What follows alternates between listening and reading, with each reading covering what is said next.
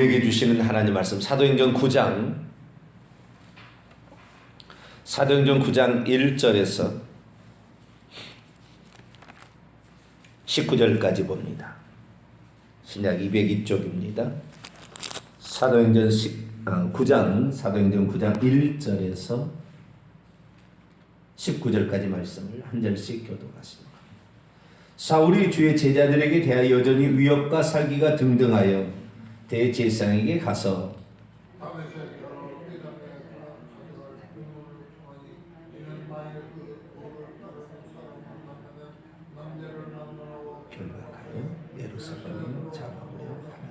사울이 길을 가다가 다메섹에 가까이 이르더니 호련히 하늘로부터 빛이 그를 둘러 비추는지라. 소리가 있어 이르되 사울아 사울아 내가 어찌하여 나를 박해하느냐. 대답하되 주여 누구시니까 이르시되 나는 내가 박해하는 예수라. 너는 일어나 시내로 들어가라. 내가 행할 것을 내게 이를 자가 있으리라 하시니 같이 가던 사람들은 소리만 듣고 아무도 보지 못하여 말을 못하고 서 있더라. 사울이 밤에서 일어나 눈을 떴으나 아무것도 보지 못하고 사람의 손에 끌려 다메섹으로 들어갔어. 사흘 동안 보지 못하고 먹지도 마시지도 아니하니라. 그때 다메섹에 아나니아라는 제자가 있더니 주께서 환상 중에 불러 이르시되 아나니아 시간을 대답하되 주여 내가 여기 있나이다.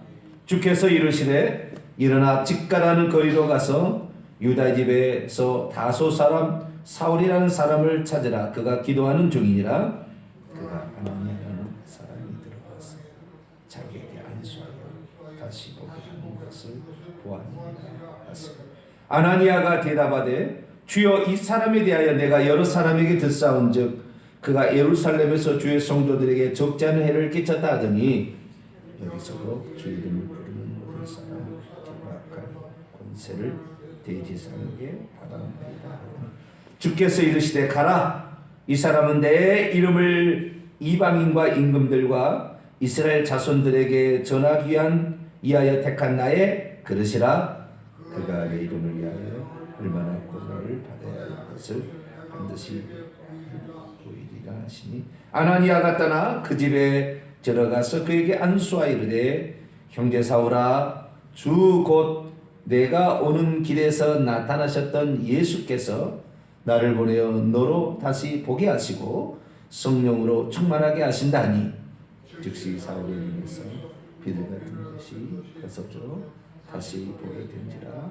일어났으니 같이요 음식을 먹음에 강건하여 지니라. 아멘. 기도합니다. 하나님 감사합니다.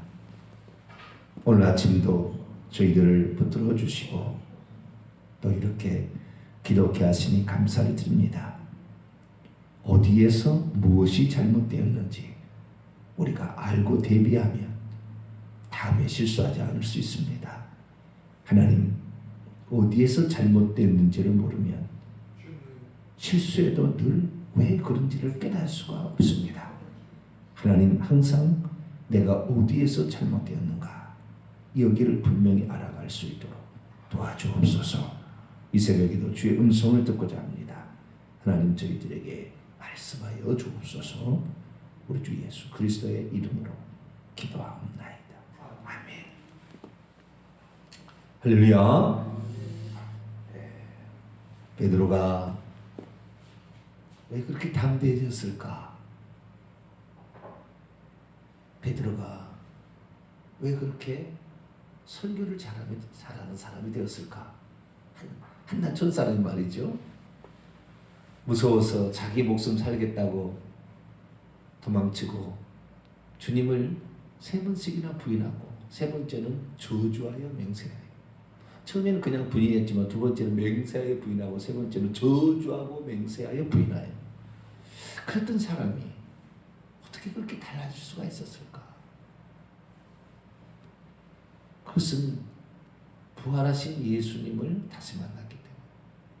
근데 부활하기 전에 예수님과 부활한 후에 예수님이 완전히 다른 거예요.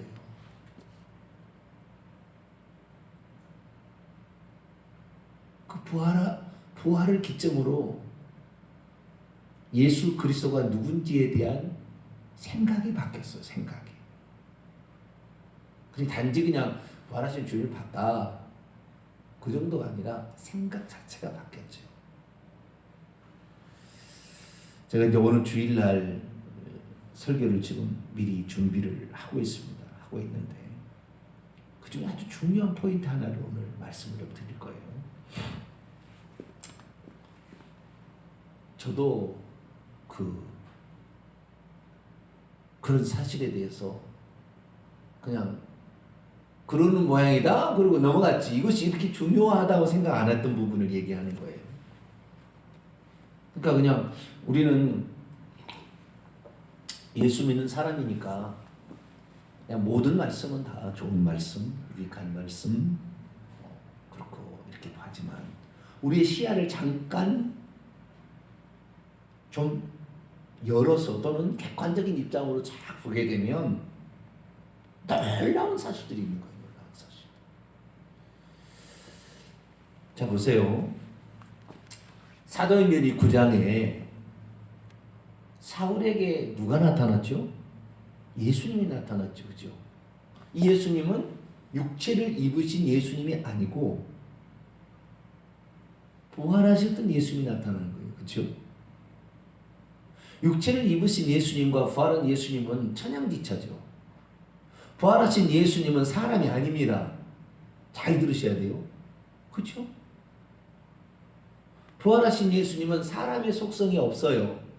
사람이라는 것은 예를 들어서 육체가 있으니까 먹어야 살고 쉬어야 잠을 자야 피곤하지 않죠. 그러나 지금 사도행전 9장에 나오는 예수님은 먹어야 사나요? 쉬어야 피곤하지 않나요? 똥을 싸요. 죄송합니다. 별 얘기 다 했어요. 그런 분이 아니죠.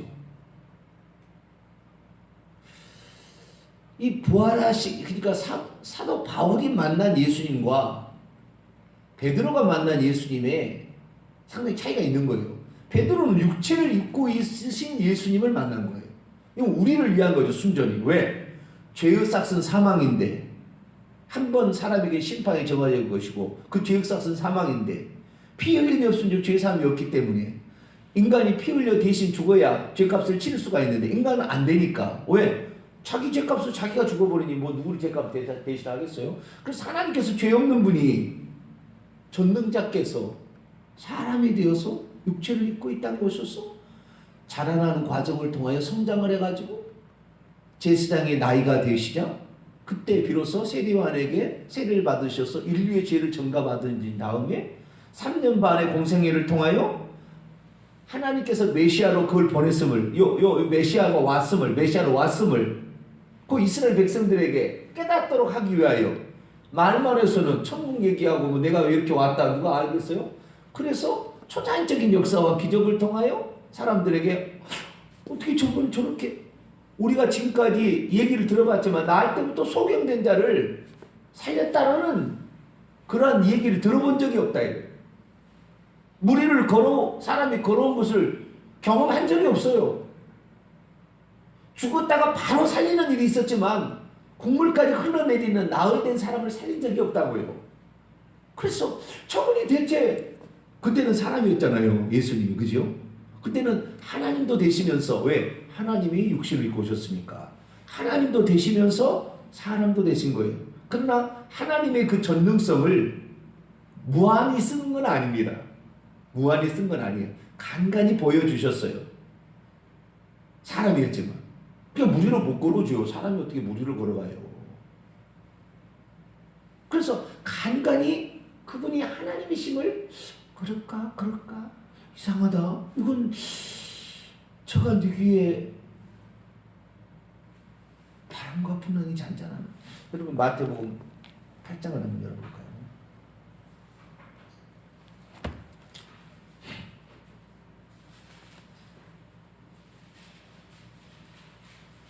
(23절부터) 우리가요 아는 것 같지만요 설교를 들어야 비로소 알아요. 아는 것 같은데 설교를 들어보면은 그랬었네. 우리가 주님을 아는 만큼 우리는 자유와 해방과 기쁨과 저주와 이걸 누리고요. 저주와 가난과 무지를 싹 벗어나 버려요. 할렐루야. 주님이 부활학생 주님이 딴 데 있는 게 아니라고요. 그냥 망상에 있는 게 아니라 실제 하는 거예요. 이 실제 하는 것을 우리가 만약에 무당에게 가만 알아요. 당신 속 예수님. 우리는 예수님이 보이지 않으니까 잘 모르지만 그 부활하신 주님이 나와 함께 하는 것을 귀신들은 알아요. 귀신들은. 그러니까 우리가 지금 이런 것을 경험하지 못해서 우리가 믿고 있는 예수님이 누구냐 이런데 대단한 거예요. 자 봐봐요. 23절 마태복음 8장 23절 배 오르심에 제자들이 따랐더니 바다에 큰 놀이 일어났어요. 배가 물결에 덮이게 되었어요. 그런데도 예수님은 얼마나 사역을 많이 하셨는지 피곤해가지고 주무시고 계셨어요. 그때 제자들이 나와서 깨우며 말합니다. 주여 구원하소서 우리가 죽게 생겼습니다. 예수께서 이르시되 어찌하여 무서워하느냐. 믿음이 작은 자들 하시고 곧 일어나 바람과 바다를 꾸짖 잔잔하라. 이렇게 꾸짖었어요. 그랬더니 아주 잔잔하게 되었어요. 여러분 아니 풍랑도로 잔잔하라 그런다고 그렇게 요동을 치던 풍랑이 갑자기 물론 그럴 가능성 없잖아요. 있긴 있겠지만 죽게 생겼다니까 얼마나 난리 법석을 떠들더니 그런데 그냥 순식간에 잠잠하게 됐어요.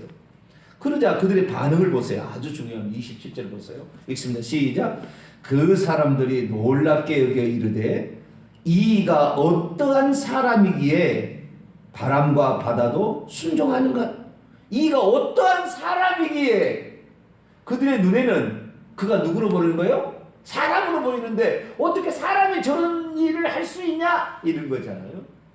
그런데 예수님은 물론 사람들이 오셨지요. 지금까지 자라나셨고 먹어야 살았고 피곤해서 오늘도 주무시고 계시잖아요. 예?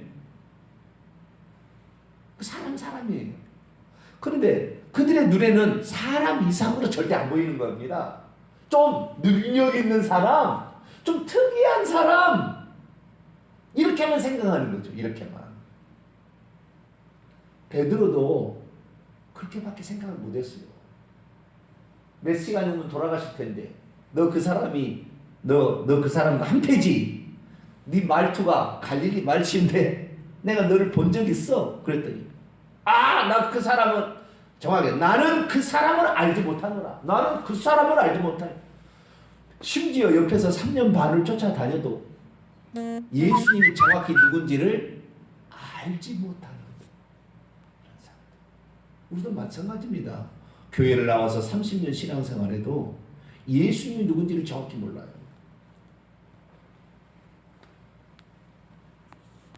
좀 위대하신 정도로 생각한다. 좀 더 나가면은요, 베드로처럼 메시아와 하나님의 아들 정도로 생각한다 이 말이에요. 근데 여러분, 예수 그리스도에 대하여 호칭이 있어요. 호칭이. 예수님이 이 땅에 살아가셨을 때 호칭을 뭘로 했을 것 같아요? 사람들. 네 가지로 했습니다. 예수님을 부를 때, 이 땅에 살아있을 때, 육신을 입고 있을 때에 사람들이 예수님을 부를 때는 뭐냐면은 주님, 주여 오늘 구원하는 주님 그랬잖아요. 주님. 그 다음에 라비어 또는 선생님. 베드로가 선생님. 밤이 맞도록 그물을 던졌는데 그물을 던졌는데 잡은 것이 없지만 당신의 말씀에 의지하여 내가 그물을 내려 선생님 또는 라비어. 라비라는 것은 나의 선생님이라는 말에 그 나라 말입니다. 나의 선생님 또는 선생님 이런 그런 말이고요. 그 다음에 그분을 메시아로 저분이 메시아가 아닌가. 여러분 메시아가 전능자 하나님이라고 이렇게 안 맞춰줬어요. 구약 사람들은. 하나님이 보낸 어떤 사람이 메시아지 하나님이 메시아라고 생각 안 했어요. 아시겠죠? 그래서 이분이 메시아라고 생각했을 때 그 메시아라는 말을 다른 말로 그리스도, 당신이 그리스도 아닙니까? 그리스도여라고 지칭한 표현은 없습니다. 간접적입니다. 그러나 자 우리가 그리스도라는 말이 나오고요. 이걸 뺀다고 칩시다. 그러면 또 나와 있는데 이 그리스도라는 말을 그리스도라고 직접적으로 칭하지 아니하고 부른 말이 있었어요. 그것은 다윗의 자손이요. 두 소경이 다윗의 자손이야 나를 불쌍히 여기소서. 그 다음에 예수님이 예루살렘에 입성하게 될 때 호산나 다윗의 자손이여 지금 구원하소서 호산나 뭐 그랬잖아요. 근데 다윗의 자손 이 그리스도라는 말은 직접적으로 칭한 적은 없어요 사람들. 근데 세 가지 표현은 있어요. 주여, 선생님, 그 다음에 다윗의 자손이요 이렇게 불렀어요. 그리스도는 반간접적으로 그렇게 부르고요. 그렇게 자 우리가 세 가지 표현을 썼는데 예수님이 죽고 부활하시자 칭호가 하나가 더 생겼어요. 그건 도마가 요한복음 20장 28절에 보면은 나의 주 나의 하나님이십니다 이렇게 함으로 하나님이라는 호칭이 비로소 쓰이기 시작했어요. 다시 말해서 시야가 완전히 바뀌었다는 거예요. 예수님이 육체를 입고 있을 때의 칭호는 사람에게 붙여지는 칭호예요. 사람에게 붙여지는 칭호. 그런데 예수님이 죽고 나서는 하나님에 관한 칭호, 여기 이 칭호를 다 그대로 가져오지만 거기다가 하나가 더 떼어지는 거예요. 이게 뭐냐면 하나님이란 칭호예요. 그러니까 이 바울이 다메섹 도상에서 예수님 만날 때는 사람의 속성은 이제는 없는 거예요. 아시겠죠? 사람의 속성은 없어요. 배가 고프달지 피곤하달지 피를 흘린달지 이러지는 않아요. 이제는 아시겠죠? 이미 하나님의 상태로 돌아가 버린 거예요. 그러니까 바울이 만난 예수님과 베드로가 만난 예수님은 상당히 차이가 있는 거예요. 베드로는 하나님인가? 아니야 사람이지. 나하고 같이 밥 먹잖아. 화장실도 가잖아. 사람인데 어떻게 이런 일을 하지? 그럼 봤는데 부활하신 후에 딱 보니까 이분이 전능자라는 것을 딱 알아버린 거예요. 딱 알아버리자 그 다음부터 과거를 반추해 보니까 아 이분이 하나님이어서 이런 일을 했었구나 라는 것이 믿어지기 시작한 거예요. 믿어지기.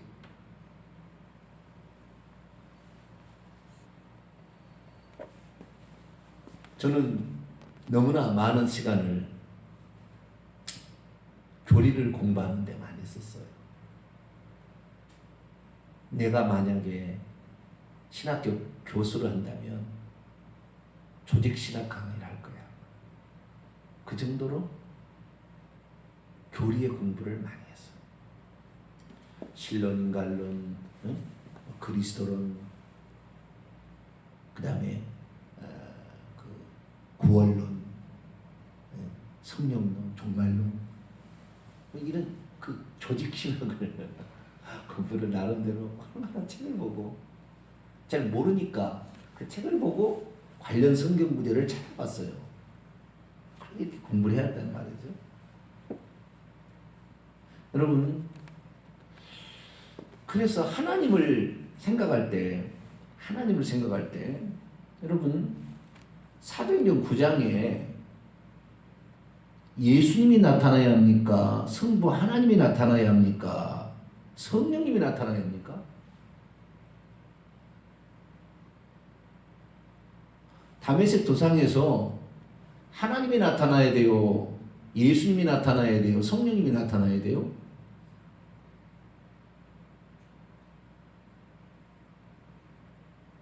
말씀을 못 하시네요. 누가 나타나야 되겠어요? 논리적 순서로 본다면 성령님이 나타나야 됩니다. 그러지 않을까요? 하나님에 대한 생각이 세 분으로 고정된 사람들은 이 장면을요 이상하다고 봐야 되는 거예요.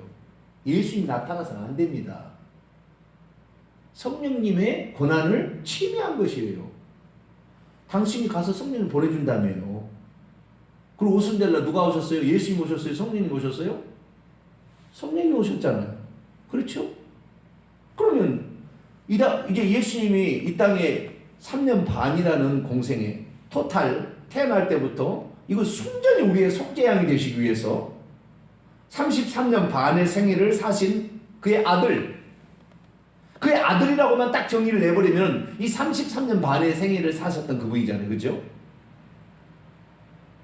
하나님으로 못 보고 하나님의 아들로만 봐버리면, 그리고 이제는 하나님의 아들이 그 사역을 다 완성했어요. 십자가 사역 다 이뤘다. 그리고 올라가셨어요. 그럼 누구를 보내고? 성령이 보내주고 그 다음부터는 성령님이 사역을 해야 되잖아요. 그렇지 않을까요? 성령님이 해야 돼. 성령님이 나타나야 되고. 근데 왜 예수님이 나타나셨을까? 이게 결정타예요.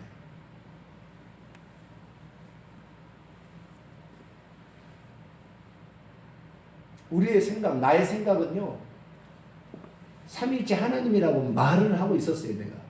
그러나 세 분 하나님으로 생각하고 있었어요, 항상. 왜? 이건 이상으로, 인간적인 이성으로는 생각이 세 분 하나님이 한 분 하나님이라고 이렇게 믿어지기가 어려워요. 따로 있구나. 그러나 하나님으로서는 같구나. 이것이 잘못된 교리예요.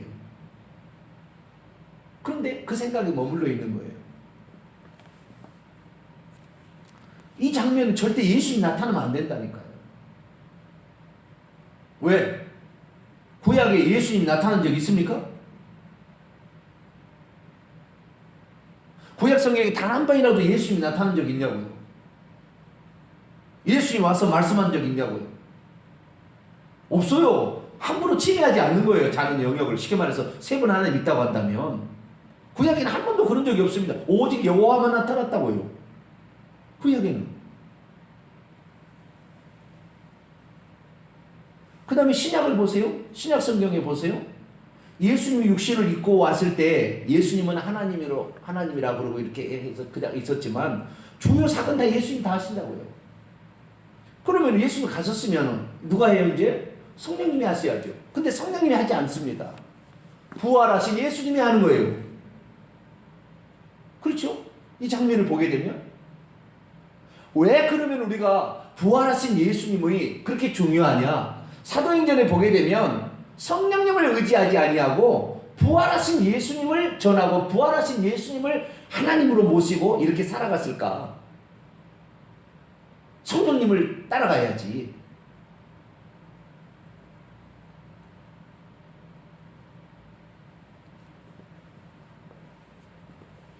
오늘 주일날 제가 여기에 아주 중요한 걸 얘기할 거예요. 우리가 오늘 우리가 지금 보는 말씀에 의하면 우리에게 있어서 부활하신 예수 그리스도는 사도행전 9장에는 안 나오고 성령님만 나와야 되는데 결국에 나중에 이 보게 되는 모든 장면을 사도행전을 보게 되면은 사도행전에 중요한 것은 전부 예수님이에요. 스데반이 죽어갈 때 이 사건 바로 앞입니다. 스데반이 죽어갈 때 그가 영안을 열어서 영안이 열려가지고 하늘을 봅니다. 그때 하늘을 볼 때 누구를 볼까요? 하나님을 볼까요? 성령님을 볼까요? 예수님을 볼까요?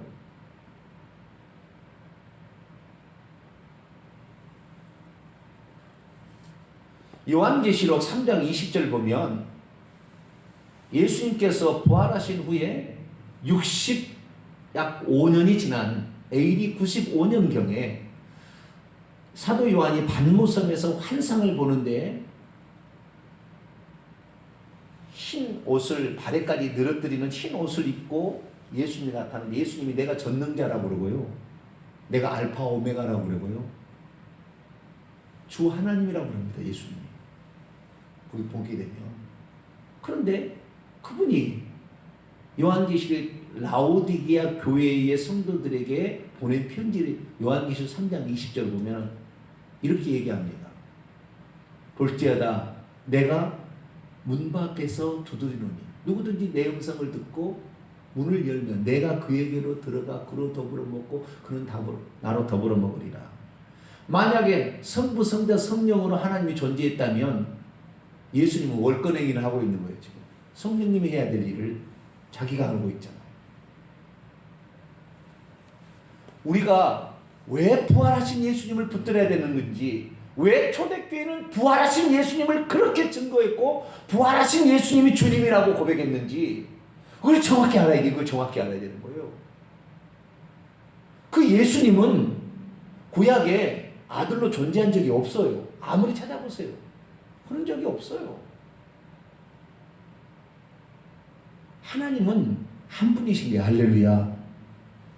아주 중요한 거예요. 이게 아주 중요한 거예요. 왜 그러면 예수님께서 자기를 성령님을 대신 보낸다 이렇게 했잖아요. 내가 떠나가는 것이 너희에게 유리하다. 내가 떠나가지 않으면 보혜사가 너희에게로 오시지 않을 거예요. 떠나가면은 너희에게 위익이라. 이렇게 왜 얘기했었을까요? 여러분, 성령님이 와셔서 안 했다는 얘기가 아닙니다. 성령은 하나님의 영이세요. 구약에도 성령이 많이 나와요. 하나님의 영은. 예수님 시대에도 성령이 예수님을 충만하게 했어요. 하나님의 영은 계속 나옵니다. 하나님은 영적 존재이기 때문에 어느 때라도, 그래서 하나님은 공간적으로 생각해 보십시다. 하나님은 하늘에 계세요. 그렇죠? 셋째 하늘에 그 보좌 한 개예요. 거기에 하나님이 계세요. 그런데 하나님께서 이 세상을 통치하기 위해서 당신의 영을 보내가지고 말씀도 하시고, 구약에 보면 하나님 영을 보내가지고 기름 붓고 이렇게 해서 예언케 하시고 막 이렇게 하셨다 이 말이에요. 신약에도 예수님 영을 보내가지고 예수님과 동행하고 했어요. 그 다음에도 또 오순절을 받게 돼서 영을 보내셨어요. 그러니까 하나님은 한 분이시고요. 그 한 분 하나님이 계시는데 그 한 분 하나님이 한때 육신을 입은 거예요. 다르게 표현합니다. 전능자가 왔다 가신 거예요. 한 분 하나님이 왔다 가신 거예요. 그분이 누구예요? 예수님이에요. 근데 하나님은 그전에는 본 적이 없어요. 보이지도 않았고요. 그런데 예수님이 되어 오심으로 말미암아 하나님은 나타난 하나님, 보이는 하나님으로 바뀌어졌어요. 그러신 다음부터 예수님 한번 육신을 입고 오셔서 그 육신을 그대로 가져가셨어요. 우리는 죽어도 부활할 때 이 육신을 그대로 가지고 부활하지 않습니다. 그러나 예수님은 말씀이 육신이 되는 이 영이 육신이 되었기 때문에 이걸 그대로 가지고 갔었어요. 그래가지고 그것을 가지고 있기 때문에 지금 천국에 가면은요, 누굴 보냐면 예수님 보여요. 스데반이 하늘을 우러러 하나님의 영광과 예수께서 우편에 서신 것을 보셨다 이렇게 나옵니다. 예수님을 보는 거예요. 우리는 천국에 가도 하나님 볼 수 없어요. 천국에 가도 하나님을 본다고 누구를 보는 거예요? 예수님을 보는 거예요. 예수님.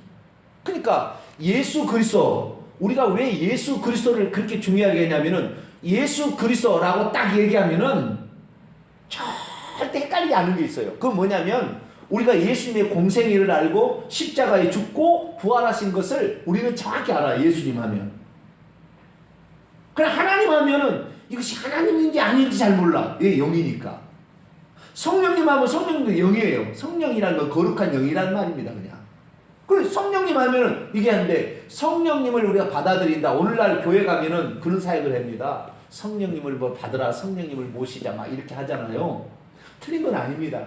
틀린 건 아닌데 그렇게 해버리면 어떤 사건이 벌어지냐면은 성령님을 가장한 귀신들이 성령님을 가장하여 역사하기 시작합니다. 하나님을 가장하여 하나님이라고 그래요. 알라도 자기가 하나님이라고 그래요. 하나님을 가장하는 거예요. 우리나라에서는 동학에서는 하느님이라고 그랬어요. 가장하는 게 생기는 거예요. 하나님에 대한. 성령님, 귀신들이 얼마든지 여러 가지 일을 합니다. 그럼 귀신들이 하나님을 또 가장하는 거예요. 그러나 부활하신 예수님이라고 우리가 딱 생각하고 그분을 머릿속에 딱 넣고 부활하신 예수님, 그분을 딱 생각해버리면 예수 그리스도 위에 그 어떤 존재가 거기에 못 들어옵니다. 우리의 생각 속에도 못 들어와버려요. 우리는 보이지 않으니까 하나님 그러면은 이게 하나님인가? 성령님 하면은 이게 성령님인가? 그래가지고 뭐 성령님은 뭐 쓰러진대. 아, 성령님 오셨구나. 완전 사기치는데 넘어가 버려요. 그러나 예수님이라고 얘기했을 때는 우리가 사복음서에 기록되어 있어요. 예수님이 누군지. 그렇기 때문에 이 예수님이 오신다고 한다면은 어떤 그 사칭할 수 있는 다른 귀신의 다른 어떤 사칭하는 존재가 절대 끼어들 수 없습니다. 그래서 부활하신 예수님을 붙잡으면은 우리는 반드시 그분의 은혜를 받고 그분으로 속죄를 받고 그분의 인도를 따라 천국까지 들어가는 거예요. 할렐루야. 성령님을 얘기해버리면 이거 성령이 준지 귀신이 준지 헷갈린다니까요. 그래서 오늘날에 신사도나 빈야도 쪽에는 귀신이 하는 역사를 성령이 하는 역사로 잘못 알고 성령님이라고 하고 있어요. 사역을 그렇게 합니다. 그러나 성령님이라 하지 아니하고 왜 이 사도 바울이 3회세 두상에서 부활하신 예수를 만나느냐? 내가 너를 보내는 것은 내가 하나님이고 내가 주님이고 내가 하나님이고 내가 예수인데 내가 예수가 하나님이고 이것을 정확히 알려줘요. 삼위일체 하나님이 쉽게 말해서 한 번에 딱 나온 거예요. 여기에. 그러니까 예수 그리스도에 대해서 보세요. 베드로는 성령을 받아도 절대 그 성령을 받아도 이 성령이 따로 있는 것으로 보지 아니하고 예수님 보내준 영이기 때문에 성령을 받아서 내가 방언을 말해도 예수님이 오신 것으로 정확히 알았어요. 베드로는. 아시겠죠? 왜? 예수님 3년 반 동안 자기 따라다녔잖아요. 예수님 어떤 분인지 알잖아요. 그러니까 예수님이 오셨다고 생각하기 때문에 계속해서 예수님을 증거했다. 부활하신 예수님이 와서 이렇게 했다고, 부활하신 예수님이라고 계속 예수님을 얘기했다 이 말. 그런데 사울은 육체로 계신 예수님을 잘 모르든지 잘 관계가 없어요. 그런 상태에서 만약에 성령님이 오게 되면 이 사울은 성령님을 증거하고 다닐 거예요. 성령님을. 그렇잖아요. 성령님을 증거하고 다닌 거예요. 구약에 예수님이 와도 예수님이 하나님 육신을 입고 와도 구약에 머물러 있는 유대인들은 예수님이 왔어도 계속 여호와만 찾았지 예수님은 하나님을 안 믿었어요. 예수님은 하나님 믿는 사람을 때려 죽이자. 저거 신성 모독죄라 그랬다 이 말이에요. 생각이 안 바뀌는 거예요. 오늘날에 거꾸로 성령님 틀린 거 아닙니다. 저도 성령님 얘기하고 성령님 초청하고 기도합니다. 그러나 이 성령님이라는 것은 예수님이다. 할렐루야. 이런 생각을 하셔야 된다 이 말이에요. 우리가 아시겠죠? 그래야만이 가짜가 안 들어온다니까요. 성령이 아닌 다른 존재가 안 들어온다니까요. 그 베드로는 그래서 부활하신 예수님을 만났고 부활하신 예수님이 어떻게 처음에는 나타났다 사라졌지만 승천하신 뒤에는 사울과 같은 경우는 인류의 역사에서 한 번 있을까 말까 이야기예요. 예수님이 절대 안 와요. 지금은 성령님으로 역사하지. 그러나 우리더러 이 사건을 딱 보여준 건 뭐냐? 나 예수가 하나님이고 나 예수가 성령을 보내서 너에게 역사한다. 그러니까 나를 믿으면은 절대 헷갈림이 없고 귀신들이나 이런 것에 휘둘림 당할 이유가 없다. 부활하신 내가 하나님이라 나를 붙들라. 할렐루야. 그래서 이 베드로를 비롯한 사도들이 이 예수님의 칭호를 하나님으로 바꿔버리는 거예요. 그 순간에 이 부활하신 예수님을 딱 본 다음부터는 이분이 하나님이었구나. 이분이 쉽게 말해서 여호와였구나. 요한복음 8장에 정확히 해버려. 내가 여호와라고. 예수님이 내가 여호와였다. 과거에 내가 아브라함 만나러 갔다고. 근데 우리의 원문을 잘 모르니까 그걸 잘 모르고 넘어가는 거예요. 근데 예수님 그렇게 얘기하셨어요. 그래서 예수님이 우리의 하나님. 할렐루야. 요 믿음을 정확히 갖고 우리가 그분을 의지하고 그분을 모시고 그분을 영으로 나와 함께 하시고 그렇게 한다고 생각하니까 그 예수님이 베드로의 생각 속에는 얼마나 강하게 심어지냐. 왜냐하면 육신을 입고 예수님 봤기 때문에 그분이 오면은 무리도 걸어가지. 죽은 자도 살아나지. 나면서 안진병이 된 자 얼마든지 일어나지 된 거예요. 왜? 그 예수님 나와 함께 하시니까. 그 예수님 나와 함께 하는데 뭔 일이 안 되겠냐 이 말이에요. 할렐루야. 그러니까 기적이 나타나 거기에. 그냥 그 예수님을 하나님으로 우리가 정확히 알게 될 때 우리의 삶에 기적이 나타나기 시작하는 거예요. 할렐루야. 이게 아주 중요한 포인트라니까요. 아주. 이걸 몰라. 평소 때 성령님 오셨고 예수님이 그냥 하나님 아들이야. 그냥 하나님 아들로 와서 죽었어. 이런 식으로 생각하니까 우리에게서 기적과 표적이 안 나타나는. 그러니까 간증할 게 없어요. 예수님을 전능자로 믿어보세요. 할렐루야. 이때 우리가 기적이 나타나고 이때 못할 것이 없겠구나. 주님의 보호면 죽지도 않고 감옥에 들어가도 살아나오는구나. 할렐루야. 이게 딱 들어오는 거예요. 여러분, 우리에게 예수님에 대한 생각이 부활하신 후에 예수님이 하나님이라고 딱 성령님이 와야 된다니까. 사도행전 9장에. 왜 예수님이 와야 돼요? 예수님이 하나님이고 이분이 성령을 보내니까 성령님이고 예수님이. 할렐루야. 그것이 삼위일체 하나님의 정확한 정의예요. 할렐루야. 그래서 이 예수님을, 부활하신 예수님을 우리가 붙들게 되면은 정확히 우리는 절대 이단이나 또는 귀신에게, 알라에게 농락당하지 않아요. 정확히 아니까. 그 예수님만 여러분의 주님으로, 여러분의 주님으로, 하나님으로 평생 잘 모시게 되기를 축원합니다. 거룩하신 하나님, 오늘 이렇게 놀라운 사실을 알게 하시니 감사를 드립니다. 우리가 이 사실 하나만 알아도 전능자가 우리와 함께 한다는데 감기쯤 질병을 좀 못 고치겠습니까? 하나님, 우리가 예수님을 정확히 알고 이 부활하신 예수님만 의지하면, 부활하신 예수님을 전하며 살아가는 저희들 되게 해 주옵소서. 우리 주 예수 그리스도의 이름으로 기도하옵나이다. 아멘. 하늘에 계신 우리 아버지여, 이름이 거룩히 여김을 받으시오며 나라의 임하옵시며 뜻이 하늘에서 이룬 것 같이 땅에서도 이루어지이다. 오늘날 우리에게 일용할 양식을 주옵시고 우리가 우리에게 죄진 자를 사하여 준 것 같이 우리 죄를 사하여 주옵시고 우리를 시험에 들게 하지 마옵시고 다만 악에서 구하옵소서. 대개 나라와 권세와 영광이 아버지께 영원히 있사옵나이다. 아멘.